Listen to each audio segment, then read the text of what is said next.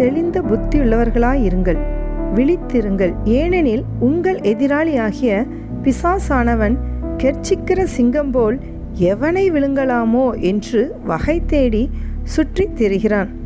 மேலும் எதற்காக நாம் விழித்திருக்கிறவர்களாக இருக்க வேண்டியது அவசியம் என்றால், நம்மளுடைய எதிராளியான பிசாசானவன் கெர்ச்சிக்கிற சிங்கத்தை போல எவனை விழுங்கலாம், இன்னைக்கு எவனை பாவத்துக்குள்ளே விலை செய்யலாம், இன்னைக்கு எவனை மரணத்துக்குள்ளாக கொண்டு போகலாம், இன்னைக்கு எவனுக்கு ஒரு ஆக்சிடெண்ட்டை உண்டாக்கலாம், இன்னைக்கு எவன் வீட்டில் ஒரு சண்டையை உண்டாக்கலாம், இன்னைக்கு எவன் வீட்டில் ஒரு சமாதானத்தை கெடுக்கலாம், எவனை கர்த்தரை தூசிக்கிற மாதிரி செய்ய வைக்கலாம், எவனை கர்த்தருக்கு பிரியமில்லாத காரியங்களை செய்யலாம் என்று அவன் கெர்ச்சிக்கிற சிங்கத்தை போல வகை தேடி சுற்றி திரிந்து கொண்டிருக்கிறானா. அதற்கு நாம் பரிசுத்த ஆவியில் விழிப்புள்ளவர்களாக இருந்தால் மாத்திரம்தான் நம்முடைய எதிராளியான பிசாசானவனை அறிந்து கொண்டு அவனை இயேசுவின் நாமத்தினால் துரத்தி ஜெபித்து ஜெயம் பெற முடியும். மேலும்